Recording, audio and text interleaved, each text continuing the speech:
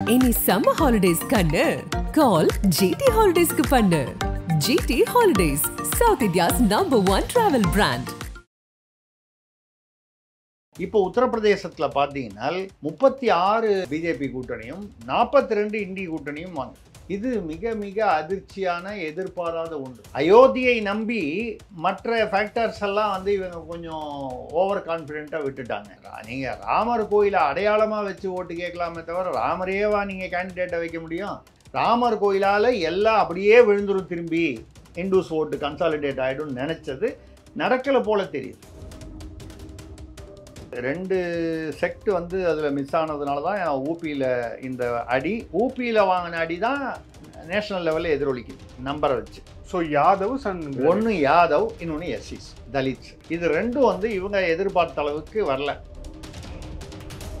தென்னாட்டில் பொதுவாக பாஜக வட மாநிலத்து கட்சி அப்படிங்கிறது, அதாவது இந்த தடவை அவங்க 400 பார்ங்கிறது வர முடியாமல் 300 பார்லேயே நிற்கிறாங்கன்னு வச்சுக்கிட்டா கூட வெற்றி பாஜகவுக்கு என்னென்னா தென்னாட்டில் இதற்கு முன்னால் இருந்ததை விட இப்பொழுது அழுத்தமாக கால் வைத்திருக்கிறார். எடப்பாடியார் செய்த அரசியல் தவறு பாஜகவிற்கு குழி வெட்டுவதாக நினைத்து கொண்டு திமுகவுடன் ரகசியமாக கைகோர்த்து தனக்கும் சேர்த்து குழி வெட்டி கொண்டார். சாதுரியமாக திமுக 2 பேரையும் அந்த குழிக்குள் தள்ளி அது வெற்றி பெற்றுவிட்டது. அண்ணாமலையோ பிஜேபி, தமிழக பிஜேபியும் கூட இதில் ஒரு தவறான வியூகத்தை தேர்ந்தெடுத்தார்கள் என்பதுதான் என்னுடைய கருத்து. மீண்டும் பிரதமராக மோடியே தொடர்வார், அதுக்கான வாய்ப்பு இருக்குன்னு நினைக்கிறீங்களா? இல்ல சந்திரபாபு நாயுடுவும் நிதிஷும் வேற மாதிரி பிளே பண்ண வாய்ப்பு இருக்கா? 100% மோடி தான் பிரதமராக தொடர்வார். ஏன்னு கேட்டா மோடிங்கிற இமேஜுக்கு ஈக்குவலைஸ் பண்ணுற அளவுக்கு அங்கே பாஜகவிலே அமித்ஷாவோ இல்லை வேறு யாரும் தலைவர்களோ, நிதின் கட்காரியோ இல்லை வேறு எந்த தலைவருமோ இல்லை. அதிமுக என்ன செய்ய போகிறது அப்படிங்கிறத விட எடப்பாடியார் என்ன செய்ய போகிறார். ஏன்னா அதிமுக என்ன செய்ய போகுதுன்னா அதையே எடப்பாடியும் செஞ்சுட்டா எடப்பாடி தலைமையிலான அதிமுக. அப்படி ஒரு கால் எடப்பாடி வித்தியாசமாக வேறு ஏதாவது நினைத்தால் அப்போது அதிமுக பாஜகவுடன் கூட்டணி சேரும், தலைவர் எடப்பாடியாக இருக்க மாட்டார் அப்படிங்கிறது என்னுடைய கருத்து. ஆதன் தமிழ் நேயர்களுக்கு அன்பு வணக்கம். இந்த சிறப்பு நேர்காணலில் நம்முடன் இணைந்திருக்கிறார் தமிழக அரசியலின் ஆசிரியர் திருசக்தி சுந்தரராமன் அவர்கள். வணக்கம் சார். வணக்கம் சார். இப்போ இந்த எலெக்ஷன் ரிசல்ட் வந்துருச்சு. நம்ம எக்ஸிட் போல் பற்றி பேசியிருந்தோம். இப்போ எலெக்ஷன் ரிசல்ட் வந்துருச்சு. இப்போ போகிற போக்க பார்த்தோம் அப்படின்னா தேசிய ஜனநாயக கூட்டணி அவங்க கூட்டணியாக தனி பெரும்பான்மை தாண்ட மாதிரியான நம்பர்ஸ் தான் இப்போ வரைக்கும் இருக்குது. ஆனால் காங்கிரஸும் ஒரு கடுமையான ஃபைட் கொடுத்துருக்குறாங்க. இது நீங்கள் எப்படி ஃபர்ஸ்ட் இதை அசஸ் பண்ணுறீங்க? அதாவது கருத்து கணிப்புகள் எல்லாமே பாஜக தனி பெரும்பான்மை பெறும், பாஜக கூட்டணி மொத்த பெரும்பான்மை பெறும் அப்படிங்கிறதா இது. ஒரு கருத்து கணிப்பு கூட வித்தியாசமாக இல்லை. அதனால் அப்போ எதிர்பாராத ஏதோ, அதாவது எந்த கருத்து கணிப்பாக இருந்தாலும் மக்கள் மனதை அப்படியே ஸ்கேன் பண்ணி 100% அவங்களும் ஒரு ரேண்டம் சாம்பிளிங் தானே பண்ணுறாங்க. ஆனால் அதில் 100% கரெக்டாக இருக்கும்ன்றது சொல்ல முடியாது. நான் கூட ஒரு ட்ரெண்டு பார்த்துட்டு சொன்னேன். மன்மோகன் சிங் ஆட்சி இருக்கும்போதே அந்த போல் ஆஃப் போல்ஸில் வந்ததுக்கும் ஆக்சுவல்ஸுக்கும் ஜாஸ்தி வந்தது மன்மோகன் ஆட்சியில். 192 என்னமோ அந்த போல் ஆஃப் போல்ஸை வாங்கினது 232, அந்த மாதிரி வந்தது 262 என்னமோ. அதே மாதிரி 2014 மோடி அவர்கள் முதலாக பிரதமராக வரும்போதும் அந்த போல் ஆஃப் போல்ஸுங்கிறது அந்த எல்லா இதோடைய ஆவரேஜ் சராசரி, அதை விட ஆக்சுவல்ஸ் அதிகமாக வந்தது. அந்த மாதிரி 2019 வந்தது. 2024 362 366 இந்த ஆவரேஜ், அது ஒரு 10 போல்ஸுடைய ஆவரேஜ்னு வச்சுங்க. அப்போ அதை விட அதிகமாக வரணும் அப்படின்ற ஒரு எதிர்பார்ப்பு, ட்ரெண்டிங். பட் அந்த ட்ரெண்டு பார்த்தீங்கன்னா அந்த ட்ரெண்ட் இப்போ ரிவர்ஸ் ஆகுது. 366 விட அதிகமாக வரணும்னா டுவர்ட்ஸ் அட்லீஸ்ட் ஒரு 380 390 வரணும். இப்போ எங்கே இருக்காங்க? ஆஸ் ஆஃப் நோ 297 இருக்காங்க. அதாவது 294 இந்த நிமிஷம். என்டிஏ 294, அதில் பிஜேபி 240, இந்தியா கூட்டணி 230, அதில் காங்கிரஸ் 97. இதில் நீங்கள் வித்தியாசம் பார்த்தீங்கன்னா கிட்டத்தட்ட ஒரு 60-70 சீட்டு வித்தியாசம், 50லேருந்து 70 சீட்டு வித்தியாசம். அதாவது அந்த கணிப்புகளுக்கும் எதிர்பார்ப்புகளுக்கும் இருக்கும். 400 பார்ங்கிறத விடுங்க, அது நம்ம ஏற்கனவே பேசின மாதிரி அது ஒரு மார்க்கெட்டிங் ஸ்ட்ராட்டஜி. ரைட். அப்போ ஏன் வந்து அது வந்து கம்மியாச்சு அப்படின்னு பார்த்தீங்கன்னா, ஒரு மிகப்பெரிய காரணி வந்து உத்தரப்பிரதேசம். உத்தரப்பிரதேசத்தில் 80க்கு 80 வாங்குவாங்கன்னு சில கணிப்புகளும், 65 வரைக்கும் பாஜக வாங்கும், இண்டி கூட்டணி வந்து 15, 16 அப்படின்னு இருந்தது. இப்போ உத்தரப்பிரதேசத்தில் பார்த்தீங்கன்னா 36 பிஜேபி கூட்டணியும் 42 இண்டி கூட்டணியும் வாங்க. இது மிக மிக அதிர்ச்சியான எதிர்பாராத ஒன்று. பாஜகவுக்கு மட்டும் இல்லை, கருத்து கணிப்பு பொதுவான ஒரு கணிப்பு உள்ளவர்களுக்கும் அது சரி, இது எங்கே இந்த தவறு எங்கன்னு பார்த்தீங்கன்னா, அகிலேஷ் யாதவ், அதாவது ராகுல் காந்தியை பார்த்து இவர் இந்த காங்கிரஸுக்கு இங்கே ஒரு பெரிய ஒரு அலை, காங்கிரஸுக்கு அலையோ இல்லை ஆதரவோ இல்லை அப்படிங்கிறது உண்மைதான். அதே சமயத்தில் அவர் ஏன் போய் வயநாடை தாண்டி அங்கே போய் நிற்கிறாருன்னு பார்த்தீங்கன்னா, இதில் வந்து ரேபரலியில் அகிலேஷ் யாதவை நம்பி தான் நிற்கிறாருன்னு சொல்லி நம்ம ஏற்கனவே பேசியிருக்கோம். அப்போ அகிலேஷ் யாதவ் நிற்கும் போது அகிலேஷ் யாதவை ஃபோக்கஸ் பண்ண விட்டுட்டாங்க. அவருடைய ப்ளஸ் என்ன மைனஸ் என்னன்னு. அவருடைய ப்ளஸ் வந்து அந்த யாதவ ஓட்டுகள், ஓபிசி ஓட்டுகள். அங்கேயும் வந்து பிஜேபி என்ன கணக்கு போட்டதுன்னா, ஓபிசி ஓட்டுகளில் வந்து யாதவர்கள் வந்து கிட்டத்தட்ட ஒரு 38 அப்ராக்சிமேட்டாக சொல்கிறேன், 38%. பாக்கி உள்ள 61, 62% வந்து நான் யாதவ் ஓபிசி. அது வந்து அகிலேஷ் யாதவுக்கு போகிறதுக்கு பெருசாக வாய்ப்பு இல்லை அப்படிங்கிறது பிஜேபியுடைய கணக்கு. ஆனால் இப்பொழுது வரும் அந்த முடிவுகளை பார்த்தால், அந்த ஓபிசியில் பெரும்பான்மையினர் அகிலேஷ் யாதவுக்கு ஓட்டு போட்டிருக்காங்க. இல்ல அதுதான் ஏன், ஏன்னா இப்போ இந்த வருஷம் தான் வந்து ராமர் கோயில் வந்து அந்த மாநிலத்தோட ஒரு பர்னிங் இஷ்யூ, அதை இந்தியா முழுமைக்கான ஒரு பர்னிங் இஷ்யூவா வந்து கொண்டு போனாங்க. அவங்களோட தேர்தல் அறிக்கையில் வச்சிருந்தாங்க. இந்த வருஷம் தான் வந்து அந்த ராமர் டெம்பிள் இனாகுரேஷன் பண்ணாங்க. ஸோ அதே மாதிரி அங்கே ஆள்கிற மாநில கட்சியும் வந்து பாஜக தான். யோகி ஆதித்யநாத் தான் வந்து அங்கே வந்து சீஃப் மினிஸ்டராகவும் இருக்கார். இவ்வளோ ஃபேக்டர்ஸை தாண்டி அங்கே வந்து அகிலேஷோட கட்சி வந்து மேலே வருதுன்னா அதுக்கு என்ன முக்கியமான காரணமாக இருக்கும்? இல்லை, அகிலேஷுடைய வந்து வாக்கு வங்கி வந்து பொதுவாக வந்து அது வந்து ஜாதி ரீதியான வாக்கு வங்கிகள் தான். எப்படி இங்கே வந்து தமிழ்நாட்டில் சில ஜாதிய கட்சிகள்னு சொல்கிறோமோ, அந்த மாதிரி சமாஜ்வாதி பார்ட்டிங்கிறது உங்களுக்கு வந்து அந்த ஓபிசி யாதவர்கள் உட்பட ஓபிசி வாக்குகளை மட்டுமே நம்பி இருக்கக்கூடிய கட்சி. இப்போ பாஜகவை பொறுத்தவரை அவர்களும் ஓபிசியை நம்பித்தான் ஆக வேண்டும் உத்தரப்பிரதேசத்தில். ஏன்னு கேட்டால் அந்த ஓபிசியுடைய பர்சன்டேஜ் அங்கே வந்து அப்படிப்பட்ட பர்சன்டேஜ். இதில் அவங்க வந்து அந்த கணக்கை அந்த அகிலேஷ் யாதவுக்கு நான் யாதவ்ஸ் ஓட்டு போட மாட்டாங்கன்ற ஒரு கணக்கு வந்து பெரிய ஒரு மிஸ்கால்குலேஷன் ஒன்று. ரெண்டாவது, என்னுடைய கணக்கில் இந்த ராமர் கோயில் நீங்கள் சொன்னீங்க இல்லையா, அதாவது நீங்கள் ராமர் கோயிலை அடையாளமாக வச்சு ஓட்டு கேட்கலாமே தவிர ராமரேவா நீங்கள் கேண்டிடேட்டை வைக்க முடியும், வேட்பாளரை வைக்க முடியும்? கொஞ்சம் அதிகமான ஃபோக்கஸை வந்து அயோத்தி கோயிலுக்கு கொடுத்துட்டாங்களோ.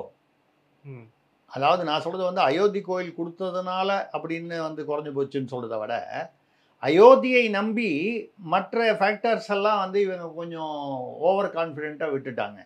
நம்ம அயோத்தி கோயில் கட்டிட்டோம், பிரமாதமாக கட்டிட்டோம், அங்கே வந்து இப்போ பிரம்மாண்டமாக கும்பாபிஷேகம் பண்ணிட்டோம், எல்லாம் கூப்பிட்டோம், அது ஒரு பெரிய இதுவாக போச்சு, அப்போ ஆட்டோமேட்டிக்காக ஹிந்துவோடைய ஓட்டு கன்சாலிடேட் ஆகும் அப்படின்னு இவங்க நினச்சது ஓரளவுக்கு நிறைவேறி இருக்கும். ராமர் கோயிலால் ஓட்டே விழுந்திருக்காது என்று நான் சொல்ல, ராமர் கோயிலால் எல்லாம் அப்படியே விழுந்துரும், திரும்பி இண்டூஸ் ஓட்டு கன்சாலிடேட் ஆகிடும்னு நினச்சது நடக்கலை போல தெரியுது.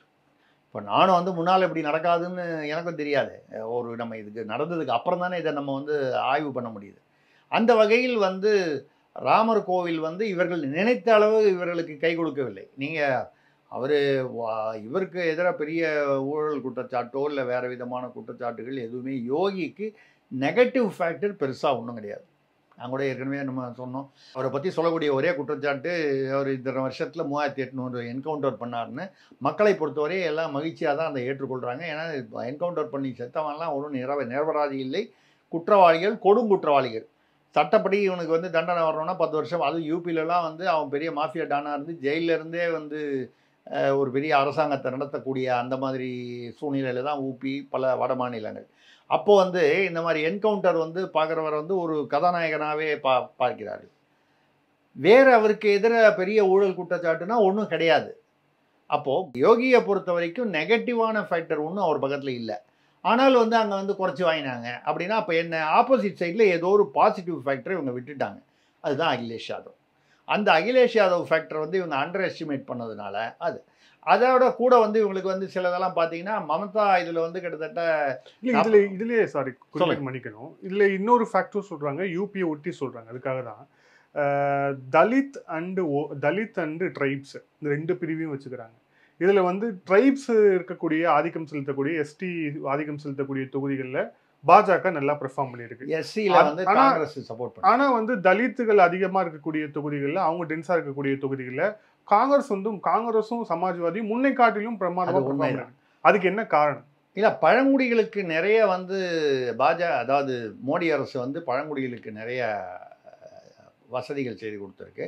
அந்த காட்டில் உள்ள அந்த ரிசார்ட்டெல்லாம் கம்மி பண்ணி அவங்களுக்கு உண்டான என்ன வீடுகள்லாம் கட்டி கொடுத்து அதெல்லாம் பண்ணியிருக்காங்க.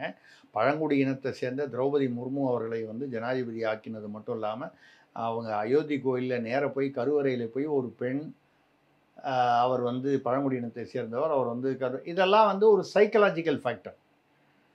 நம்ம பழங்குடியை சேர்ந்தவங்களுக்கு இவ்வளோ பெருமையா அப்படின்னு வரும்போது இந்த எல்லாத்துக்கும் ஒரு கூட்டு இந்த காரணங்கள்லாம் சேர்ந்து அந்த காரணிகள் நான் பார்த்தேன். அந்த எஸ்டிஸ் வந்து பெரும்பாலும் பிஜேபி தான் சப்போர்ட் பண்ணியிருக்காங்க. ஆனால் எஸ்சிஸ் பார்த்தீங்கன்னா 43% வந்து காங்கிரஸ் கூட்டணியும் ஏதோ 33-34% என்னமோ தான் வந்து பிஜேபியை பண்ணியிருக்காங்க. அப்பொழுது அங்கே வந்து இந்த அவர் பேர் என்ன, சிராக் பாஸ்வான், அதுக்கப்புறம் அவங்க யூபியில் பார்த்தீங்கன்னா சிராக் பாஸ்வான், பீகாரில் இந்த மாதிரி அந்த என்ன அத்வாலே இவங்களாம் தான் வந்து இந்த தலித் முகங்கள், பிஜேபி கூட்டணியில் இருக்கக்கூடிய அந்த பட்டியலின முகங்கள் இவங்க தான். இந்த முகங்கள் வந்து போதவில்லை. அதாவது அந்த முகங்கள் வந்து உங்களுக்கு பெரிய அளவுக்கு ஓட்டை வந்து தேசிய ஜனநாயக கூட்டணிக்கு கொண்டு வரவில்லை. அதே வந்து காங்கிரஸ் கூட்டணிக்கு அது அதிகமாக சென்றிருக்கிறது என்று தெரிகிறது. அதுக்கு காரணம் கூட்டணியா இல்லை காங்கிரஸா? இப்போ காங்கிரஸில் வந்து என்னன்னு கேட்டிங்கன்னா, இந்த ஜேஎன்யூ அந்த மாதிரி விஷயங்கள், இந்த கண்ணையா குமார் இந்த மாதிரி அந்த கண்ணையா குமார் தலிதா இல்லையா சர்டிஃபிகேட்டில் அப்படி ஆயிடுச்சு. இந்த ரோஹித் வெமுலான்னு ஒருத்தர் தற்கொலை பண்ணிக்கிட்டாரு. அது வந்து அவர் வந்து எஸ்சி சேர்ந்த மாணவர் தலைவர்னு சொன்னாங்க. கடைசியில் பார்த்தா அவர் எஸ்சியே இல்லைன்னு ஒரு இது வந்துச்சு. இதெல்லாம் தாண்டி நீங்கள் வந்து அது அடிமட்டத்தில் உள்ள காரணிகளை தாண்டி இந்த பர்செப்ஷன் சொல்லும்போது இந்த மாதிரி தலித் தலைவர்கள், இளம் தலைவர்கள், மாணவர் தலைவர்கள் வந்து காங்கிரஸ் பக்கம் இருந்தாங்க. அதாவது இண்டி கூட்டணி, காங்கிரஸ்னா ஆட்டோமேட்டிக்காக இண்டி கூட்டணி. ஸோ அதுதான் வந்து அவர்களை வந்து அந்த தலித் பக்கம் திருப்பி இருப்பதற்கான வாய்ப்பு இருக்கிறது. ரெண்டாவது மல்லிகார்ஜுன் கார்கே அவர்கள் தலித். மல்லிகார்ஜுன் கார்கேனால உத்தரப்பிரதேசத்தில் பெருசாக தலித் ஓட்டு மாறி இருக்கும்னு எனக்கு அப்படி சொல்ல முடியல. இருந்தால் கூட அந்த தலித் முகம்ங்கிறது ஒன்று இருப்பது எங்கேயோ ஒரு இடத்துல ஒரு 1% 2% கூட காரணிகளாக இருந்திருக்கலாம். ஸோ எஸ்சிஸுடைய ஓட்டு வந்து காங்கிரஸுக்கும், எஸ்டிஸுடைய ஓட்டு வந்து எஸ்டி ஓட்டு வந்து பிஜேபிக்கும் போயிருக்கு. ஆனால் எஸ்சி ஓட்டு தானே நம்பரில் ஜாஸ்தி. எஸ்டியை விட பர்சன்டேஜ் ஆஃப் பாப்புலேஷனில் எஸ்சியை விட எஸ்டி கம்மி. ஸோ இது ஒரு காரணம். இன்னொன்று வந்து நம்ம அயோத்தியே வந்து பற்றி பேசும்போது, அயோத்தினால வந்து ஹிந்துஸ் அவ்வளோ பேரும் கன்சாலிடேட் ஆவாங்கன்ற எதிர்பார்ப்பு எவ்வளோ தூரம் நிறைவேறிச்சின்னு தெரியல. அதாவது வரக்கூடிய ஓட்டுப்பதிவுகள் ஊபியில் பார்த்தால் அவங்க பாஜக நினைத்த அளவுக்கு அங்கே வந்து ஹிந்து கன்சாலிடேஷன் நடக்கலைன்னு தெரியுது. அதுக்கு காரணம் அகிலேஷ் யாதவ், அந்த ஓபிசி இந்த மாதிரி காரணிகளாக இருக்கலாம். அதெல்லாம் தாண்டி இப்படி பாருங்கள், அங்கே வந்து பல முஸ்லீம் சகோதரர்கள் வந்து அந்த அயோத்திக்காக வந்து அவர்களை வந்து விட்டு கொடுத்தார்கள். அவர்களே வந்து சீர்வரிசை பண்ணாங்க. அவங்களே வந்து கோயிலுக்கு வந்து வரவங்களுக்கெல்லாம் ஏதோ இது பண்ணாங்க அப்படின்னு சொல்கிறதுனால அந்த முஸ்லீம்களெல்லாம் வந்து பிஜேபிக்கு ஓட்டு போட்டுருவாங்கன்னு நினச்சிருந்தா அது தவறான வியூகம். ஏன்னு கேட்டால், அதாவது நான் வந்து மத நல்லிணக்கத்துக்கு எதிராகவோ இல்லை மத அந்த இதை அதை தூண்டி விடுற மாதிரியோ பேசணும்னு நினைக்கல. யதார்த்தத்தை பேசுகிறேன். ரைட்டோ தப்போ, அங்கே வந்து பாபரோட சமாதி, பாபர் உண்மையிலேயே புதைக்கப்பட்டது. அவரோட உடல் வந்து ஆப்கானிஸ்தானில். இந்திரா காந்தி கூட ஒரு தடவை போய் அங்கே போய் கும்பிட்டுட்டு வந்தாங்கன்னு அவரோட பிஏ ஓபி மத்தாயே வந்து புத்தகத்தில் எழுதியிருக்காரு. ரகசியமாக போய் அங்கே போய் கும்பிட்டுட்டு வந்தாங்க ஆப்கானிஸ்தானில் பாபரோட சமாதி. ஆக அவர் இறந்தது அங்கே, சமாதியும் உடல் சமாதி அங்கே தான். இது வந்து அவருடைய ஒரு தளபதி வந்து அவர் பெயரால் வைக்க கிட்டத்தட்ட நம்ம ஊரில் சொல்கிற நினைவு மண்டபம் மாதிரி தான். ரைட்டு, அதுவும் வந்து வழிபாட்டில் இல்லை, அதெல்லாம் முடிஞ்சு போன கதை. ஆனால் மனதளவில் அவங்க வந்து என்னதான் இருந்தாலும் எங்கள் மசூதி இடிச்சிட்டு கோயில் கட்டிட்டாங்கல்ல அப்படின்ற எண்ணம் இருந்தால் முஸ்லீம்கள் ஓட்டு காங்கிரஸ் பக்கம் கன்சாலிடேட் ஆகிறதுல ஒன்றும் ஆச்சரியம் இல்லை. இல்லை, அது கன்சாலிடேட் ஆகும். ரெண்டாவது என்னன்னா, பாஜக போட்ட கேல்குலேஷன்லையும் அவங்க முஸ்லீம் வாக்குகளை மனசில் வச்சு அவங்க கேல்குலேஷனே போடுறது இல்லை. அதனால தான் அவங்க வேட்பாளர்களையும் போடுறது இல்லை. அவங்க வெறும் இந்துக்களை மட்டும் தான் கான்சன்ட்ரேட் பண்ணுறாங்கன்னு நமக்கு தெரியுது. கரெக்ட். ஆனால் அதுலேயும் தலித் செக்ட் எப்படி அவங்கள விட்டு போச்சுன்னு ஒரு இல்லை, அதில் நீங்கள் ரெண்டு செக்ட் வந்து அதில் மிஸ் ஆனதுனால தான் ஊபியில் இந்த அடி, ஊபியில் வாங்கின அடி தான் நேஷனல் லெவலில் எதிரொலிக்குது நம்பரை வச்சு. ஸோ யாதவ் ஒன்று யாதவ், இன்னொன்று எஸ்சிஸ் தலித்ஸ். இது ரெண்டும் வந்து இவங்க எதிர்பார்த்த அளவுக்கு வரல. இவங்க என்ன எதிர்பார்த்தாங்க, யாதவ் எல்லாரும் வந்து ஓபிசியில் யாதவ் எல்லாரும் அங்கே சமாஜ்வாதிக்கு போடுவாங்க. நான் யாதவ்ஸ் வந்து அது அவங்களுக்குள்ளே இருக்கக்கூடிய அந்த வித்தியாசங்கள், நீங்கள் ஒரு ஒரு ஒரு ஜாதின்னு வச்சுக்கிட்டா அதுலேயே வந்து பார்த்தீங்கன்னா கிளை ஜாதிகள் இருக்கும், ஒருத்தருக்கு ஒருத்தர் பிரச்சனை இருக்கும் பொதுவாக எல்லா இடத்துலையும். அது மாதிரி வந்து ஓபிசிக்குள்ளே, ஓபிசிங்கிறது ஒரு ஜாதி இல்லையே, ஓபிசிங்கிறது ஒரு கிளாசிஃபிகேஷன் தானே. அதில் யாதவர்களை தவிர எவ்வளோ இருக்காங்க, அவங்களாம் ஆட்டோமேட்டிக்காக பிஜேபிக்கு ஓட்டு போட்டுடுவாங்கன்றது பிஜேபியோட கணக்காக இருந்தது. அப்படி இல்லை, அவர்களில் வந்து கணிசமானோர் வந்து அகிலேஷ் யாதவுக்கு ஓட்டு போட்டிருக்காங்க. இது ஒன்று. நீங்கள் சொன்ன மாதிரி அந்த தலித்துகள், எஸ்டிஸ் இல்லாமல் எஸ்சிஸ், அதுக்கு ஒரு பெரிய காரணம் நான் இந்த சொல்கிற இந்த கண்ணையா குமார், இந்த ரோஹித் வேமுலா மாதிரி இந்த மாதிரி இதில் வந்து தலித் மாணவர் தலைவர்களை வந்து பிஜேபி வந்து அடக்கிச்சு ஒடுக்கிச்சு, அவங்கள வந்து சாவுக்கு காரணமாக இருந்ததுன்னு பொதுவாக டெல்லியிலேருந்து ஆரம்பித்து எல்லா இடங்கள்லையும் அவர்கள் வந்து ஒரு பரவலாக, அதில் என்ன உண்மை இருந்தது இல்லைங்கிறதெல்லாம் இல்லை, பர்செப்ஷன். அந்த வகையில் எஸ்சிஸ் ஓட்டு காங்கிரஸ் கூட்டணிக்கு போயிருக்கு. இது ரெண்டு தான். இதை தவிர நீங்கள் வந்து இப்போ பார்த்தீங்கன்னா மகாராஷ்டிராவில் வந்து கிட்டத்தட்ட பாதிக்கு பாதி, இந்த பக்கம் பாதி அந்த பக்கம் பாதி அப்படின்ற இது போக 19-29 இப்போ இருக்குது. 48 சீட்டில் என்ன சொன்னாங்க, ஒரு 20, 22, 20 இந்த மாதிரி ஒரு இதில் வரும்னு நினச்சாங்க. இவங்க 20, அவங்க 22, இல்லை வயசு வருஷா. 19-29 வந்தது காரணம் என்னென்னா, மக்கள் வந்து இந்த அஜித் பவாரை பிரித்து அங்கேருந்து இங்கே வந்து அவங்க வந்ததை வந்து மக்கள் எந்த அளவுக்கு ஏற்றுக்கொள்வார்கள். முன்னாலேயே நான் சில நிகழ்ச்சிகளில் பேசியிருந்தேன். நேற்று வரைக்கும் அவர் வந்து 1500 கோடி வேளாண்மை துறையில் வந்து ஊழல் பண்ணாருன்னு சொல்லி பேசிட்டு, நேற்றுன்னா சமீப காலங்கள் வரை திடீர்னு அவர் வந்து பிரித்து கொண்டு வந்து சரத்பவாரோட கட்சியில் ஒரு பாதின்னு சொல்லி இங்கே கொண்டு வந்து இதுதான் வந்து உண்மையான என்சிபின்னு சொல்லி தேர்தல் ஆணையத்தின் மூலமாக சொல்லி வந்தால், அதெல்லாம் ரைட்டு, சட்டப்பூர்வமாக நீங்கள் அதை எப்படி சமாளிக்கணுமோ சமாளிச்சிட்டீங்க. ஆனால் வந்து மக்கள் மனதில் என்ன இருக்கும், நேற்று வரைக்கும் அந்த ஆள் அஜித் பவார் திருடன்னு சொல்லிட்டு இன்றைக்கி அவனை கூப்பிட்டு துணை முதல்வர்னு வச்சுக்கிட்டிங்கன்னா உங்களுக்கு என்ன பாரம்பரியம், உங்களுடைய இது என்ன அப்படிங்கிறது, பாலிசி என்னங்கிறது ஒரு கேள்வி வருது. ஸோ இப்போ அஜித் பவார் என்னை பொறுத்தவரை இவங்களுக்கு வந்து ஒரு லக்கேஜாக போயிட்டார். அது ஒரு முக்கியமான ஃபேக்டராக இருக்குது. இதில் இப்போது நம்ம உத்தரப்பிரதேசத்தை தாண்டி நம்ம குயிக்காக நம்ம தமிழ்நாடு பக்கம் வந்துடுவோம். தமிழ்நாட்டில் ஏற்கனவே எல்லாருமே கணிச்ச மாதிரி பெரும்பான்மையான இடங்களில் திமுக கூட்டணி தான் வந்து பெரும்பான்மை இருக்குது. பட் இருந்தாலும் கூட இதில் கேரளாவில் ஒரு இதில் வந்து 2 சீட்டில் பாஜக லீடிங், திரிஷூர் அண்ட் திருவனந்தபுரம். ஒன்றுத்தில் சுரேஷ் கோபி, இன்னொன்றுல வந்து ராஜீவ் சந்திரசேகர். ஆல்மோஸ்ட் அந்த சீட் வந்து பாஜக ஜெயிச்சிருவாங்க சொல்கிறாங்க.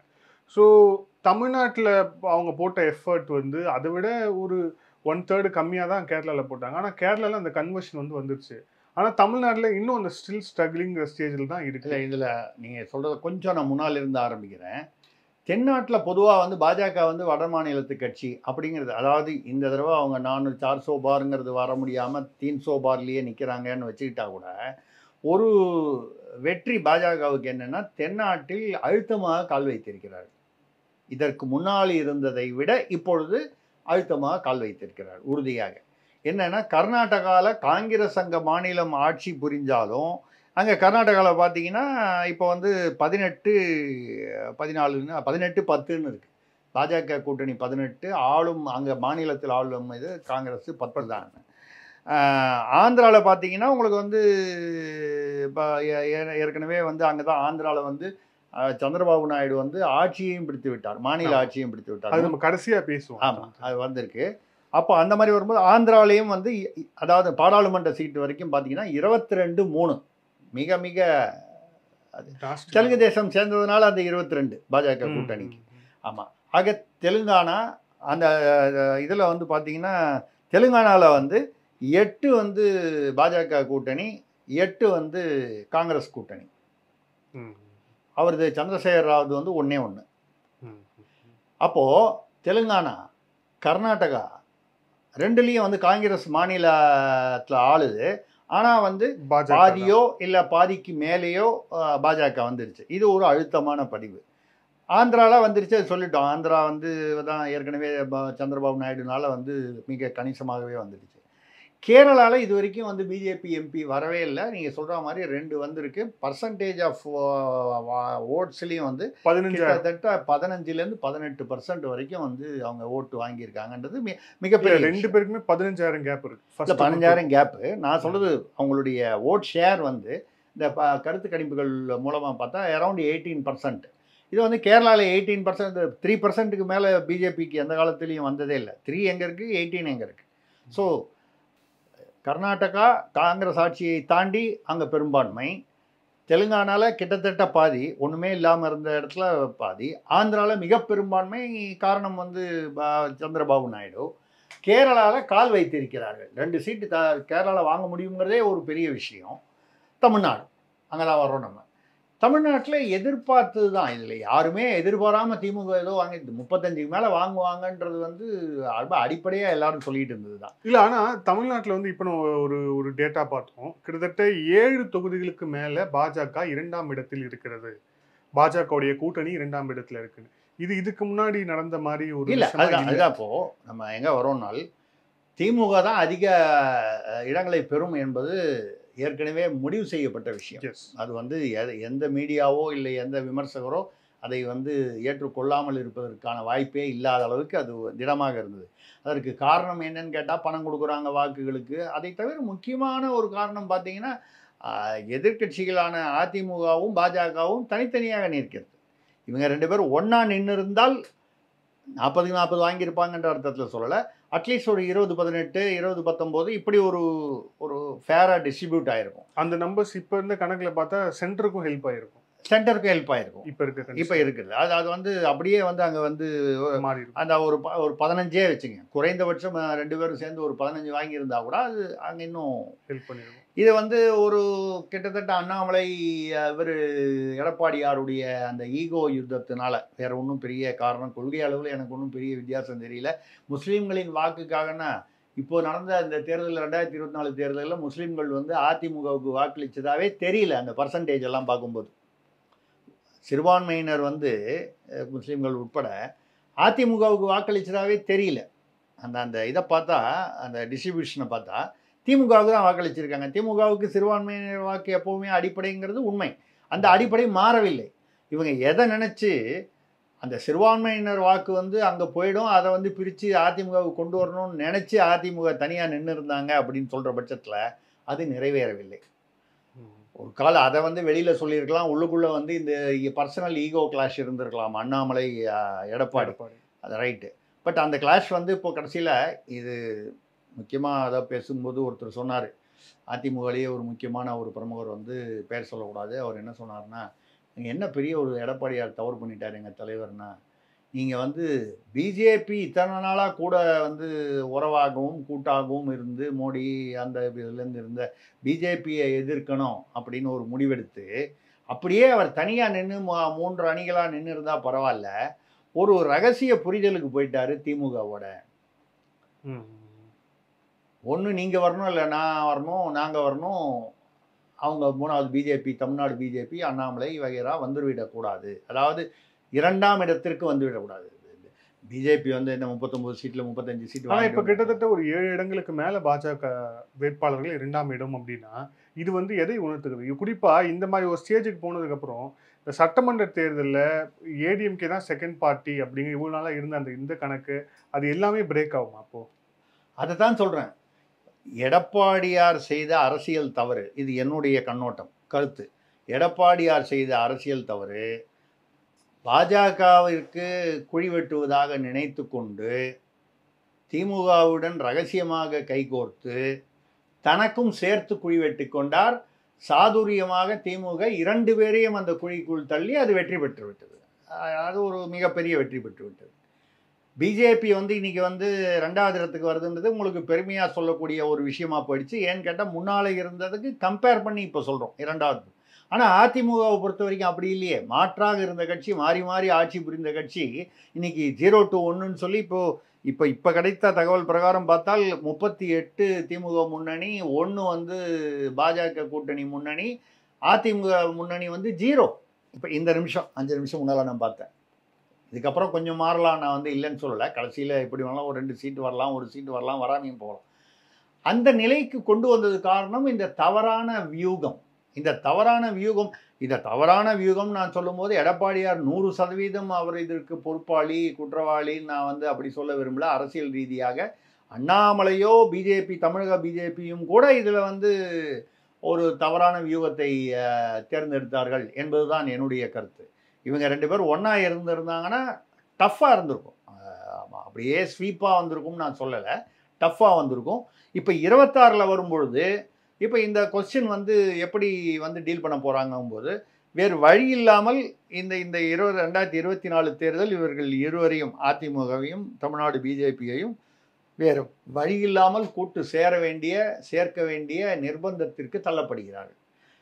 அதுலேயும் என்ன ஆகிடும், பிஜேபி 2வது இடத்தை பெற்றது என்றால் அப்போது முதல்ல ஒரு கூட்டணினா யார் முதல்வர்னு வரும்போது இப்போ நாங்கள் 2வது பெரிய கட்சி, எங்களுடைய வாக்கு வங்கி இவ்வளவு பர்சன்டேஜ், எனக்கு தெரிஞ்சு ஒரு 10-12% பிஜேபி வாங்கும்னு நினைக்கிறேன். என்னுடைய கருத்தை 10லேருந்து 15%க்குள்ளே வாங்கும். அதை விட அதிமுக கம்மியாக வாங்குச்சுன்னு வச்சுங்க மொத்தமாக தமிழ்நாடு பூரா. அப்போ நிச்சயமாக என்ன கேட்பாங்க, தமிழ்நாடு பாஜகவில் கூட்டணி சேருவோம், ஆட்சி பிடிக்க முடிந்தால் முதல்வர் வந்து பாஜக, துணை முதல்வர் அதிமுகன்னு சொன்னால் இப்போ எடப்பாடியுடைய நிலை தான் வந்து தர்ம சங்கடமாயிடும். முதல்வராக இருந்தவர் வந்து துணை முதல்வராக இருக்கிறதுக்கு யாருக்காக இருந்தாலும் அது ஒப்பாது. அப்போ வேற யாரையாவது வச்சுட்டு அவர் கட்சி தலைவராக இருக்கணும். இந்த மாதிரி சில சங்கடங்கள் ஏற்படும். அப்போ இப்போ குழப்பங்கள் வந்து எங்கே அப்படின்னு பார்த்தீங்கன்னா, பாஜக வந்து தமிழ்நாடு பாஜகவுக்கு வெற்றி அப்படிங்கிறது 2 விஷயங்களில் வந்து எதிர்பார்த்தாங்க. ஒன்று அண்ணாமலையின் கோவை வெற்றி. அது இது வரைக்கும் பார்த்த வரைக்கும் அது நடக்கிற மாதிரி தெரியல. அவர் 2வது இடத்துல தான் இருக்கார். முதலிடத்துக்கு வந்து அவர் வர்றது வந்து இதுக்கப்புறம் வந்தால் அதிசயமாக இருக்கும். தடார்னு ஏதாவது சில பூத்துகளில் வந்து வித்தியாசம் இருந்து வந்தால் தான் உண்டு. அதர்வைஸ் வந்து அவர் 2ஆம் இடம் தான். அது ஒரு தனி. என்னை பொறுத்தவரை அண்ணாமலை அதை விரும்புவார். தோற்பதை அவர் வந்து பெரிய அவமானமாக எடுத்துக்கொள்ள மாட்டார். தோற்பதை அண்ணாமலை விரும்புவார் என்ற வகையில், அதாவது அதை வந்து ஒரு பெரிய நஷ்டமாக நினைக்க மாட்டார். ஏன்னா இவர் தோத்துட்டார்னா 2026 வரைக்கும் அண்ணாமலைங்கிற தலைவரை மாற்றி சட்டமன்றத்துக்கு வந்து வேற ஒரு தலைவரை வந்து நினைப்பதற்கு வாய்ப்பில்லை பாஜக மேலிடம். ஜெயிச்சிட்டார்னா இவருக்கு ஒரு மந்திரி ஏதோ ஒரு எல்முருகனுக்கு கொடுத்தா மாதிரி ஒரு ஜூனியர் மந்திரி, ஸ்டேட் மந்திரி கொடுத்து, அப்போ இங்கே மாநில தலைமையும் இவரை போட்டு அங்கே ஸ்டேட் மந்திரியாகவும் வைக்க முடியாது. ஒன்று அங்கே மந்திரியாக வைக்கணும், இல்லை இங்கே அப்போ மாநில தலைமை இங்கே மாற்றணும். இப்போ அண்ணாமலையை தவிர வேறு யாரும் இவ்வளவு விறுவிறுப்பாக வந்து மாநில தேர்தல்களை கையாளுவதற்கு பாஜக மேலிடம் விரும்பாது அப்படிங்கிறது என்னுடைய கருத்து. அப்போது தோத்துட்டா தொல்லை விட்டுது 2026 வரைக்கும் நீ அதை பாரு அப்படின்னு சொல்லிட்டா அண்ணாமலை அதை விரும்புவார் என்று சொன்னது வந்து இந்த அடிப்படையில் நான் சொன்னேன். தோத்துட்டவர் வந்து தோத்ததை விரும்புவாருன்றதை தோத்துட்டாரு, அதுக்கப்புறம் என்ன பண்ண முடியும்? அப்போது தோத்துட்டதுனால அவரை கட்சியிலிருந்து அப்படியே ஓரங்கட்டி வச்சுருவாங்க, வேற யாரையோ கொண்டு வந்து இந்த இடத்துல கொண்டு வந்து 2026 சந்திப்பார்களா என்றால் இல்லை, தீர்மானமாக இல்லை. அண்ணாமலை தான் வைத்து சேர்ந்துப்பார். அப்போ அவர் தோற்பது வந்து ஒரு விதத்தில் நல்லது. நான் தோற்றது நல்லதுன்னு சொல்லலை, ஒரு விதத்தில் நல்லது. அவர் இங்கேயே தமிழ்நாட்டிலேயே இருந்து 2026 ஃபோக்கஸ் பண்ணுறது. இன்னொன்று வந்து அவர் பெருமைக்கு என்ன சொல்லலாம், நாங்கள் 2வது இடத்துக்கு வந்துட்டோம், திமுக அடுத்து 2வது இடத்துக்கு வந்துட்டோம், பர்சன்டேஜ் ஜாஸ்தி அது வந்ததுனால தானே 2வது இடம் வருது. அதிமுக 2வது இடத்தையும் இழந்துவிட்டு சீட்லேயும் வந்து 0வா 1ஆன்னு வரும்பொழுது நீங்கள் மறுபடியும் பாஜகவுடன் போய் கூட்டணி சேரும்போது கூட நீங்கள் ஜூனியர் பார்ட்னராக தான் போய் சேர்றீங்க, வீக்கர் பார்ட்னராக தான் போய் சேர்றீங்க. அப்போ அவங்க வந்து நம்ம பாதி 234 நாங்கள் 160 நீங்கள் வந்து ஏதோ கம்மி அப்படின்னு சொன்னாலோ, இல்லை வந்து 50-50ன்னு கொடுக்குறதே வந்து அதிமுகவை பொறுத்தவரை இந்த தேர்தலுக்கு முன்னால் இருக்கும் கணக்கை பார்த்தா அதிமுக வந்து should have been the senior partner. அவர்களுடைய பாரம்பரியம் இத்தனை வருஷம் ஆட்சி புரிஞ்சுது. அப்போ 50-50ன்னு பேசுகிற அளவுக்கு வந்தாலே அது வந்து ஒரு நிலை கீழே தான், டவுன்ஃபால் தான். இந்த டவுன்ஃபால் இப்போது இருக்குது அதிமுகவுக்கு. அதிமுக இதிலிருந்து எப்படி எழுந்து வரப்போகிறது என்பது எடப்பாடியார் கையில் இருக்கிறது. இந்த நேர்காணல இறுதியான கேள்வி, ஏன்னா இதுதான் வந்து முக்கியமான ஒரு கேள்வி. அடுத்த பிரதமர் யார்? போன எலெக்ஷன்ல 303 சீட்டுக்கு மேல வாங்கி பாஜக தனி பெரும்பான்மைன்னு இருந்தது. பாஜக பிரதமர் வேட்பாளராக அறிவித்த நரேந்திர மோடி மீண்டும் பிரதமரானார் 2வது முறை. ஆனா இப்ப நம்ம பார்க்கிறோம் ஆஃப் லேட்டா மெஜாரிட்டி நம்பர்ஸ் வந்து தனிப்பட்ட பாஜக வந்து அதை தாண்டி வரல. வாய்ப்பு இல்லை. ஆமா, தாண்டி வரல. ஒட்டுமொத்தமா என்டிஏ அப்படின்னு சொல்லிட்டு அவங்க தேசிய ஜனநாயக கூட்டணி தான் வந்து ஒட்டுமொத்தமா இருக்கு. இதுல நிதிஷ்குமாரும் சந்திரபாபு நாயுடும் தான் ஒரு குரூஷியலான ரோலை வந்து பிளே பண்ண போறாங்க. இவங்களுடைய சப்போர்ட் வந்து என்டிஏக்கு இருக்கும் பட்சத்துல மட்டும்தான் பாஜக ஆட்சி அமைக்க முடியும் அப்படிங்கிற ஒரு நிலை இருக்கு. அப்படி இருக்கும்போது மீண்டும் பிரதமராக மோடியே தொடர்வார், அதுக்கான வாய்ப்பு இருக்குன்னு நினைக்கிறீங்களா? இல்ல சந்திரபாபு நாயுடுவும் நிதிஷும் வேற மாதிரி பிளே பண்ண வாய்ப்பு இருக்கா? 100% மோடி தான் வந்து பிரதமராக தொடர்வார். ஏன்னு கேட்டால், மோடிங்கிற இமேஜுக்கு ஈக்குவலைஸ் பண்ணுற அளவுக்கு அங்கே பாஜகவிலே அமித்ஷாவோ இல்லை வேறு யாரும் தலைவர்களோ, நிதின் கட்காரியோ இல்லை வேறு எந்த தலைவருமோ இல்லை. சர்வதேச ஒரு அந்த அரங்கில் வந்து மோடிக்கு இருக்கும் அந்த மரியாதை, அவர் பேரில் இருக்கிற நம்பிக்கை, மற்ற தலைவர்களுக்கு அவர்களுக்கு இன்னும் வாய்ப்பு கிடைக்காதனால அது இருக்கலாம். ஆனால் வந்து நம்ம அதை குறை சொல்லலை. இப்போ இருக்கிற நிலையில் வந்து மோடிக்கு சர்வதேச அளவில் ஒரு பெரிய அங்கீகாரம், நம்பிக்கை இருக்குது. மோடி வந்து ஜெயிப்பார் அப்படின்னு சொன்னோடனே நிஃப்டி ஏறுது, சென்செக்ஸ் ஏறுது. இப்படி ஒரு அதெல்லாம் நீங்கள் நான் கூட சொல்லுவேன், சட்டா பஜாரில் ஏறிச்சுன்னா, சட்டா பஜாரில் 1.25 ரூபா 50 காசுன்னு வந்து கூலிக்காரன் வந்து கூலி வேலை செய்கிறவன் பெட்டு கட்டுறான். அவனும் வந்து பிஜேபி ஜெயிக்கும்னு நினச்சி அது பாசிட்டிவ்னு நினச்சி கட்டுறான். சென்செக்ஸு நிஃப்டி நீங்கள் சொன்னீங்கன்னா படித்தவர்கள், கார்பரேட்டு, இந்த கம்பெனியில் வந்து பேலன்ஸ் ஷீட்டுன்னு அனலைஸ் பண்ணி அதுக்கப்புறம் ஷேரில் மார்க்கெட்டில் போடுறவன் அவனும் அந்த ஷேர் மார்க்கெட்டு ஏறுது. இன்னைக்கு வந்து சென்செக்ஸ் கடுமையான வீழ்ச்சி. அதாவது பாஜக 350, 360 இல்லை 370ன்னு பேசிக்கிட்டு இருந்த நிலைமைக்கு அதை விட கீழாக வந்து வாங்கும்போது, காங்கிரஸ் கூட்டணி அதை விட அதிகமாக வாங்கும் பொழுது அந்த ட்ரெமர்ஸ்ன்னு சொல்லுவாங்க, நடுக்கங்கள் மார்க்கெட்டில் ஏற்படுவது இயல்பு. அந்த நடுக்கம் தான் இந்த கீழ் நோக்கி வந்தது. பட் நேற்று வரைக்கும் கருத்து கணிப்பு வரைக்கும் பார்த்தீங்கன்னா பாஜக வந்து 350, 360 வாங்கும்னோடனே கெடுக்கெடுன்னு ஏறிச்சு சென்செக்ஸும் சரி. அது எதனால்? மக்கள் வந்து அடிமட்டத்திலும் சரி ஏன்னா உங்களுக்கு வந்து ஓட்டு போடுறதுல யாருன்னு பார்த்தீங்கன்னா அடிமட்டம், அதை தாண்டி நடுத்தர வர்க்கம். மேல் வர்க்கத்தில் இருக்கிற ஓட்டு மொத்தம் பர்சன்டேஜ் கம்மி. ஸோ இந்த மெஜாரிட்டி இருக்கிறவங்களுடைய நம்பிக்கை வந்து பாஜக ஆட்சி நிலையான ஆட்சியாக இருக்கும். இண்டி கூட்டணி ஆட்சிக்கு வந்தால் 6 மாதத்துக்கு ஒரு பிரதமர், 1 வருஷத்துக்கு ஒரு பிரதமர்னு இருப்பாங்க, ஒருத்தருக்கு ஒருத்தர் அடிச்சுப்பாங்க. இந்த மாதிரி சில அந்த தேவகவுடா, ஐக்கிய குஜரால் இவங்கெல்லாம் இருந்தபோது, அந்த சந்திரசேகர்லாம் இருந்தபோது என்ன பிரச்சனைகள் இருந்ததோ அதை நினைத்து பயந்து ஒரு நிலையான ஆட்சியை நினைப்பாங்க.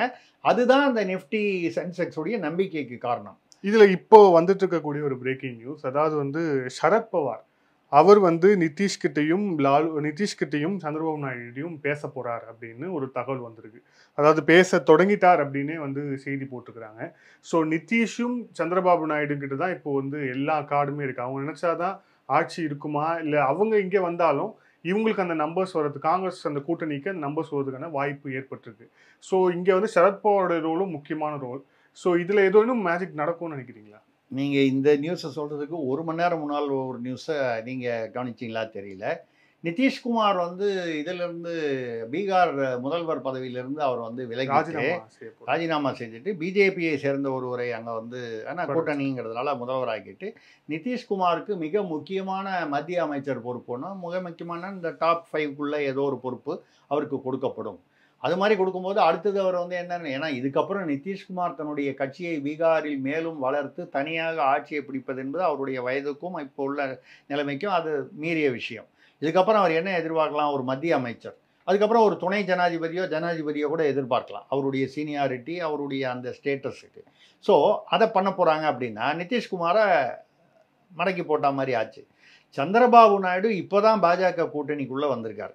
அதை மீறி அவர் வந்து இப்போ வந்து, அதாவது பாஜகவால் தான் அவர் ஜெயித்தாரா அப்படின்னால், ஒரே நாளில் முத நாள் வந்து சந்திரபாபு நாயுடுவும் இல்லை மறுநாளும் ஒய்எஸ்ஆர் ஜெகன் ரெட்டியும் போய் தங்களுடைய ஆதரவை தெரிவித்து விட்டு வந்தார்கள் இந்த தேர்தலுக்கு முன்னால், 2024க்கு முன்னால் மோடிக்கிட்ட. மோடி இந்த 2 பேருமே ஆதரவு தயாராக இருக்கிற இடத்துல யாரை வந்து தேர்ந்தெடுக்கிறதுங்கிறது அவங்களுக்குள்ள ஒரு விவாதங்கள் குழப்பங்கள் பாஜகவுள்ள இருந்து இறுதியாக சந்திரபாபு நாயுடுவை வந்து எந்த காரணத்தினாலோ அவர்கள் வந்து சூஸ் பண்ணாங்க. ஆனா இதே சந்திரபாபு நாயுடு தான் 2014 பிரதமரா மோடி வந்து இருந்தப்போ அவர் என்டிஏல இருந்தாரு. ஆனா இவரை வந்து பிரதமரா ப்ரப்போஸ் பண்றதுக்கு எதிர்ப்பு தெரிவித்தார் அப்போ 2014. இதெல்லாம் அரசியல்ல வந்து ரொம்ப சாதாரண விஷயங்கள். அது வந்து அண்ணாதுரைக்கு அப்புறம் நெடுஞ்செழியன் தான் இருக்கும் பொழுது எங்கேயோ இருந்த, அதாவது முதல்ல திமுக தொடங்கிய போது கையெழுத்து போட்ட 28 பேரில் கலைஞர் கருணாநிதி அவர்கள் வந்து அந்த 28ல் அந்த அவர் பேரே இல்லை. அதுக்கப்புறம் வந்து அந்த அண்ணாதுரைங்கிற அந்த அந்த அந்த புரோட்டோக்காலில் பார்த்தீங்கன்னா 6வதோ 7வதோ இருந்தார். நெடுஞ்செழியன், மதியழகன், சாதிக் பாட்ஷா இப்படிலாம் ஆசை தம்பிலாம் இருந்தாங்க. எம்ஜிஆர் அவர்களுடைய அந்த ஒரு சப்போர்ட்டில் மட்டும் நெடுஞ்செழியன் மற்ற ஒரு 4 வரையும் ஓவர்டேக் பண்ணி கலைஞர் வந்து மேலே வந்தார். ஸோ அரசியலில் எல்லாமே அப்படி தான் நிகழ்ந்திருக்கு. நீங்கள் அதுக்கப்புறம் கலைஞருக்கு அப்புறம் வந்து நீங்கள் வந்து அன்பழகன் தானே வரணும். அன்பழகனா வந்தார், வரலையே. ஸ்டாலின் வந்தார் இல்லையா? ஸ்டாலினுக்கு அப்புறம் துரைமுருகன் வருவார்னு நினைக்கிறீங்களா? இல்லையே, உதயநிதி தானே வருவார். இது இந்த கட்சியில் மட்டும் இல்லை. அந்த பக்கம் பார்த்தீங்கன்னா ஜானகி ராமச்சந்திரன் 13 நாள் முதலமைச்சர் ஆக்கினார் ஆர்.எம். வீரப்பன். ஆட்சி தாக்கு பிடிக்கல. ஜெயலலிதாவை வண்டியிலேருந்து கீழே தள்ளி விட்டாங்க. தள்ளி விட்டாங்களா விழுந்தாங்களா அதெல்லாம் தெரியாது. அது ஒரு நிகழ்ச்சி, அது பெருசாகி ஜெயலலிதாவால், அதாவது எம்ஜிஆரின் மனைவியால் வந்து அந்த கட்சியை தக்க வைத்துக் கொள்ள முடியவில்லை. எம்ஜிஆருடன் நட்பில் இருந்த, நட்பு வட்டத்தில் இருந்த ஜெயலலிதாவால் தக்க வைத்துக் கொண்டு, அப்போ அதை தக்க வைத்துக் கொள்வதற்கு யார் பெரிதாக உதவினார்கள் அப்படின்னு பார்த்தீங்கன்னா இன்னைக்கு காங்கிரஸில் இருக்கிற திருநாவுக்கரசு தான். அவர் தான் சேவல் சின்னத்தை வச்சு அந்த அம்மாவுக்கு ஃபண்டு பண்ணி அந்த கட்சியை வந்து கொண்டு வந்து அதுக்கப்புறம் அது அதிமுகன்னு கைப்பற்றினாங்க. அதுக்கப்புறம் சில வருஷங்கள் கழிச்சு என்னாச்சு, திருநாவுக்கரசை வந்து அதிமுகலேருந்து நீக்கினாங்க. ஸோ இது அரசியலில் வந்து ரொம்ப சாதாரண. உங்களுடைய கணிப்புப்படி பிரதமராக மோடி தான் தொடர்வார். 100% மோடி தான். நிதிஷும் சந்திரபாபு நாயுடும் அவர் தான் சப்போர்ட் பண்ணுவாங்க. சரத்பவாரால் ஒன்றும் செய்ய முடியாது. சரத்பவாரால் ஒன்றும் செய்ய முடியாது. அதாவது இவங்க ஸ்டாலின் அவர்களும் சந்திரபாபு நாயுடு அவர்களுமே க்ளோஸுங்கிறது நமக்கு தெரியும். அதெல்லாம் வந்து அது அது திராவிட அல்ல தென்னாட்டு பாலிடிக்ஸு. சந்திரபாபு நாயுடு, சரி, சந்திரபாபு நாயுடுவும் இவரும் வந்து ஸ்டாலினும் க்ளோஸ் தானே. இப்போ பாலாறு விஷயத்தில் ஆந்திராவில் வந்து நடுவில் அணை கட்டுறாங்க இல்லையா, 2 பேரும் க்ளோஸ்னா ஸ்டாலின் போய் கேட்டு சந்திரபாபு நாயுடு வந்து பாலாறு அணை கட்டுறதை நிறுத்துறேன்னு சொல்லிடுவாரா? கம்யூனிஸ்டுகளோட இந்தியா கூட்டணியில் இருக்காரு, திமுக இருக்குது. முல்லை பெரியாறு பிரச்சனை தீர்ந்துருச்சா? இல்லை வந்து இது சிலந்தியாறு பிரச்சனை வந்து அவங்க முக்கால்வாசி கட்டிட்டாங்க. ஆனால் ஸ்டாலின் வந்து பினராயி விஜயன்கிட்ட பேச முடியாதா? இண்டி கூட்டணி ஒரே கூட்டணியில் கையை பிடிச்சிட்டு நின்றுருந்தாங்களே. ஏன் அப்புறம் இதில் காங்கிரஸுக்காக போய் இங்கே தமிழ்நாட்டிலேருந்து போய் வந்து பிரச்சாரம் பண்ணிட்டு வந்தாங்களே. திமுகலேருந்தும் சரி, விடுதலை சிறுத்தைகளும் சரி, போன தேர்தலில் வந்து காங்கிரஸ் சட்டமன்ற தேர்தலில் வந்து போய் பிரச்சாரம் பண்ணிட்டு வந்தாங்க. மேகதாதுவில் நிறுத்த முடிஞ்சுதா? மறுபடியும் கோர்ட்டுக்கும் போக முடியல, இங்கேயும் போக முடியல. கேட்டால் பிரதமருக்கு கடிதம் எழுதியிருக்கேன்னு தான் சொல்ல முடியுது. கடிதம் எழுதி என்னைக்கு பதில் வந்து என்னைக்கு ஆகிறது? போனோன்னா உச்சநீதிமன்றத்துக்கு போகணும், இல்லை ஒரு நல்ல விதமாக பேசி முடிவு பண்ணணும். இப்போ அங்கெல்லாம் அந்த நட்பு என்ன ஆனது? அரசியல் நட்பு என்பது அந்தந்த சூழ்நிலைக்கு தகுந்தது. அதனால் வந்து இப்போ நவீன் பட்நாயக் வந்து ஒரிசாலையும் வந்து பிஜேபி ஆட்சியை பிடிச்சிருச்சு. நீங்கள் சொன்னது பார்த்தீங்கன்னா ஒரிசாலையும் 71 72 பிடிச்சி வந்துச்சு. அவங்க 56. அப்படி ஒன்றும் ரொம்ப மோசம் இல்லை. காங்கிரஸ் 18 என்னமோ வந்திருக்குன்னு நினைக்கிறேன். ஸோ அப்போ வந்துருச்சு. இப்போ அதனால் வந்து பெரிய எதிர்கட்சி அங்கே இருக்கிறதுனால வந்து பெரிய எதிரி ஆகிட மாட்டார் நவீன் பட்நாயக். நீங்கள் வேணும் பாருங்கள், அவர் ஓரளவுக்கு பாஜகவோட இணக்கமாக, கூட்டணி வேணால் இல்லாமல் இருக்குமே தவிர அதுக்கு பேர் தான் ஒன்று வச்சுருக்காங்களே, இணக்கம். அந்த இணக்கமாக இருந்துட்டு போயிடுவார். ஏற்கனவே அப்படி தானே இணக்கமாக தானே இருந்தார் அவர். ஸோ அது மாதிரி வந்து சந்திரபாபு நாயுடுவும் ஸ்டாலினும் இந்த விஷயத்தில் இணக்கமாக இருப்பார்கள். எந்தெந்த விஷயத்தில் இணக்கமாக இருக்க வேண்டுமோ. ஒன்றுமே வேணாம், அந்த செம்மர கடத்தெல்லாம் ஆந்திராவில் வந்து தமிழர்களை கொண்டு போய் அங்கே வந்து இவங்க கூலிக்கு வேலை செய்கிறாங்க, இவங்களை வந்து சுட்டு கொண்டுடுறாங்க காவல்துறையில். பட் யார் அவங்கள கூட்டு போகிறாங்களோ அவங்கள ஜெயிலில் போட மாட்டேங்கிறாங்களே. இவெல்லாம் கூலிக்கு போகிறாங்க, ஏதோ கூட கூலி கிடைக்குதுன்னு பாவம் அவன் போகிறான். அவன் செய்கிறது தப்பு தான், ஆனாலும் கூட கூலி கிடைக்குதுன்னு போகிறான். இவங்களை சுட்டு கொண்டுடுறாங்க, இல்லை சிறையில் பிடிச்சி போட்டுறாங்க. இது யார் வந்து அந்த செம்மர கடத்தலில் வந்து அது முதலாளியோ அவனை வந்து ஆந்திரா அரசு வந்து ஒன்றும் பண்ணுறதில்ல. தமிழ்நாடு அரசு அதை கேட்டிருக்கா என்னைக்காவது? நான் வந்து திமுக அரசு மட்டும் இல்லை, அதிமுக இருக்கும்போதும் சேர்த்து சொல்கிறேன், கேட்டிருக்காங்களா? இல்லை. ஆனாலும் நீங்கள் சொல்கிற அந்த நட்பெல்லாம் வந்து இந்த சும்மா அந்த உதட்டளவு நட்பு தான். So Chandrababu Naidu, Nitish Kumar stand with Modi தான். Stand with Modi. மோடி மறுபடியும் வந்து பிரதமர் ஆவார். இதில் நீங்கள் ஆச்சரியப்படக்கூடிய ஒரு விஷயம் வந்து கொஞ்ச நாள் கழித்து இப்போ பேசிகிட்டு இருக்காருன்னு சொல்கிற சரத்பவார் மெதுவாக நகர்ந்து அஜித் பவார்னாலும் என்னதான் இருந்தாலும் ஒரே ரத்தம் தான் பாருங்க, கீரி பாருங்க, சிவப்பா தான் வருதுன்னு ஏதோ ஒரு கதையை சொல்லி சரத்பவார் தேசிய ஜனநாயக கூட்டணியில், அதாவது இண்டி கூட்டணியிலிருந்து பிரிந்து அவர் வந்து சேர்ந்தால் ஆச்சரியமில்லை. அதற்கான என்ன சொல்றது பேச்சுக்கள் ஏற்கனவே நடந்து கொண்டிருப்பதாக சில தகவல்கள் வந்தன. அப்போ அவர் அஜித் பவார் வரும்போது சரத்பவார் தான் அவரை முன்னால் அந்த பைலட் டீம் மாதிரி அனுப்பிச்சி வச்சிருக்காரு. நான் பின்னால் வரேன், நீ முன்னால் போகிறேன், நான் பின்னால் வரேன்னு சொல்லி அனுப்பிச்சி வச்சிருக்காருன்ற ஒரு பேச்சு அடிபட்டது. உண்மையா இல்லையா தெரியாது. ஸோ இது நடந்தால் நான் ஆச்சரியப்பட மாட்டேன். நீங்கள் சொல்கிற மாதிரி நாயுடுவும் நிதிஷும் அந்த பக்கம் போகிறதுக்கு பதிலாக அவங்க இங்கே தான் இருப்பாங்க, மோடி தான் பிரதமர் ஆவார். அங்கேருந்து வேணா 2 பேரும் அங்கிருந்து சரத்பவார் இங்கே வரலாம். ஏன்னா இப்போ சரத்பவாரோட கட்சி கிட்டத்தட்ட 2ஆக உடஞ்சிருக்கு. ஒரு பெரிய அளவுக்கு ஒன்றும் பவரில் இல்லை எந்த பக்கமும். அவங்க 2வது ஏன் வந்து அங்கே வரணும், மகாராஷ்டிரா அரசு பக்கமோ இல்லை பிஜேபி தேசிய அளவுக்குன்னா, கிட்டத்தட்ட 90% சர்க்கரை ஆலைகள் வந்து மகாராஷ்டிராவில் வந்து சரத்பவாருடைய குடும்பம் தான் கண்ட்ரோல் பண்ணுது. 90% சர்க்கரை ஆலைகள். அதை காப்பாற்ற வேண்டாமா? அதுக்கு எந்த பக்கம் இருந்தால் காப்பாற்ற முடியுமோ அந்த பக்கம் தானே போகணும். அதை விட்டுட்டு கொள்கை, கொத்தவரங்காய், கத்திரிக்காய்லாம் வந்து யார் பேசுவாங்க? எந்த அரசியல்வாதி? நான் பொதுவாக சொல்கிறேன். சந்திரபாபு நாயுடு கிட்ட வந்து நிதிஷ் பேசினார் அப்படின்னா நிதிஷ் தான் கூடுவார், நீங்கள் வேணா இங்கே வந்துருங்க அப்படின்ட்டு. அதான் சொல்கிறேன். ஸோ அந்த மாதிரி நீங்கள் சொல்கிற மாதிரி இல்லை. அதுக்கு ஏன் வந்து அவங்களெல்லாம் கூப்பிடுவானே? அஜித் பவாரை கூப்பிட்டா சித்தப்பாட்ட போய் பேசிட்டு வந்துட்டு போகிறாரு, அவ்வளோதானே. சித்தப்பாவோ ஆமாம் அவருடைய ஆமாம் சகோதரி மகனா சகோதரர் மகன், அதனால் வந்து அவர் சித்தப்பாவோ பெரியப்பாவோ அவர்கிட்ட போய் பேசி கூப்பிட்டு வந்துட்டு போகிறாரு. அவர் ஏற்கனவே வந்து கூப்பிட மாட்டாங்களான்ற நிலைமையில தான் இருப்பார் சரத்பவார். ஏன்னா எல்லாருக்குமே அந்த அவர்கள் அந்த அந்த சொத்து, அவர்கள் வச்சிருக்கக்கூடிய அந்த தொழில், இதெல்லாம் பாதிக்காமல் இருக்கிறது தான் முக்கியம்.